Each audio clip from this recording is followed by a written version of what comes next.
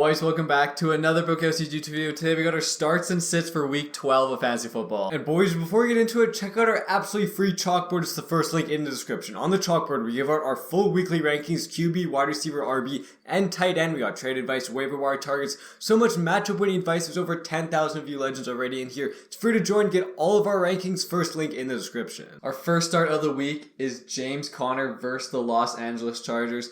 Chargers have struggled against running backs, and James Conner is looking like the clear bell cow ever since they released Eno. He's been getting tons of snaps, I believe over 80% of the snaps. You absolutely love to see that. And we saw last year when he was the bell cow, how absolutely insane he was for fantasy. Absolutely love the upside here in a great matchup against the Chargers. Our start number 2, this guy for us is a must start. It's Jeff Wilson. Jeff Wilson right now is looking crazy good on the Dolphins, averaging over 19 points per game in his first 2 games with the Dolphins. Another thing is right now Raheem Mostert may not play. He's questionable. He's not practicing currently. No matter what though, if Mostert plays, if Mostert doesn't play, get Jeff Wilson in your lineup. They are versing the Houston Texans, who are number 32 against RB. They are absolutely terrible. And Jeff Wilson, again, has been on an absolute tear. My bold prediction is he finishes as a top 5 RB this week. He's been balling out. He's going to keep balling out. Love the matchup. Our third start of the week is Treylon Burks. It looks like a tough matchup against the Cincinnati Bengals. They are number 6 against wide receivers.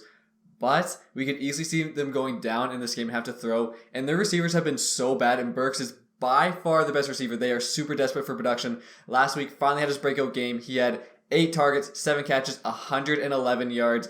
Treylon Burks looks like he's definitely ascending right now. Love the upside here against the Bengals. Our fourth start of the week is Michael Carter. Let me read you out some stats real quick. Michael Carter last year with Mike White, 19.2 points per game, 7.8 targets per game, 5.5 catches per game. Mike White dumps the ball off to his RBs like crazy. Even Michael Carter averaged the most yards per game with Mike White last year on the ground. He ran it a lot. Mike White makes RBs way better. It's a good match against the Bears. He's a great start. And our defense of the week is the 49ers defense, hosting the New Orleans Saints. Niners defense is number 6 in fantasy. Saints are the 28th offense. Saints just haven't been great on offense this year in general. Niners have been looking amazing. Could definitely see the Niners defense taking over this game. And our last start of the week is Josh Palmer. Josh Palmer absolutely exploded last week, over 30 fantasy points. We expect Mike Williams to not play in this game, and it should be Keenan Allen and Palmer as the 2 wide receivers. Again, against the Cardinals, this could be a high-scoring matchup. The Cardinals just let the 49ers score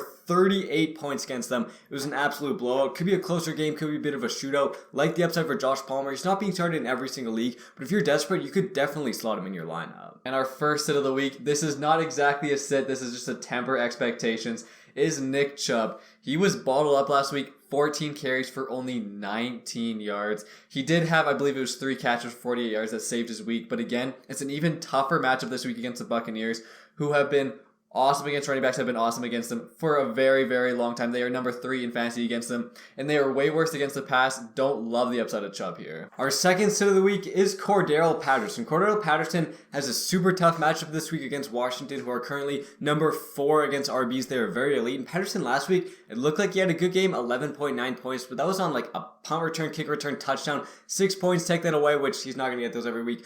5.9 points. He's still playing under 50% of snaps. This Falcons offense just is using so many different RBs. Plus, his PPR upside is basically nothing. He hasn't had more than 2 targets since week 1 and hasn't had 10 or more receiving yards since week 3. They're not using him in the passing game. It's a tough matchup. He's not even playing that many snaps. We would sit Patterson if you could. Our third sit of the week is Deontay Johnson. He has the toughest matchup a receiver can have against the Colts, who are number 1 against receivers in fantasy football. Again, horrible matchup. And Deontay, he's been getting targets, but he has been super inefficient. This is a horrible stat right here. In the last 5 games, 1 game with double-digit points. Only 1 game with 10 or more points. That is absolutely horrible in a super tough matchup. I would not start Deontay Johnson. Our fourth sit of the week, by no means a must sit, but if you maybe if you have another tight end, we'd consider benching George Kittle. George Kittle last week looked amazing, easily over 20 fantasy points, but that was against the Arizona Cardinals. The 49ers did put up 38 points, and the Cardinals are the worst team in the league against tight ends. This week goes against the Saints. Saints are number 2 currently. Demario Davis, great at covering that tight end. And this game right now, the over-under is 43. It's quite low, could be low scoring, and the 49ers are favored by 9.5 points. That means lots of running, not a lot of throwing. There's just too many mouths to feed in San Francisco. My prediction, he finishes outside the top 10 for tight ends.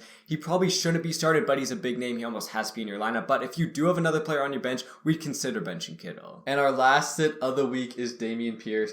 Dameon Pierce was awful last week. 8 rushing yards, 3.8 fantasy points.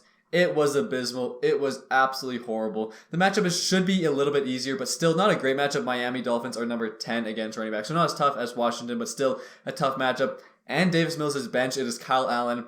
Don't know what to expect there. We could easily see the Texans falling down big time in this game. Obviously, Dolphins' offense is awesome. You see them go down big time and have to throw a ton. Don't love Dameon Pierce this week. And boys, thank you so much for watching the video. Again, check out the free chalkboard first link in the description. Get all of our weekly rankings. Let's win some fantasy matchups this week, and we'll see you guys next time.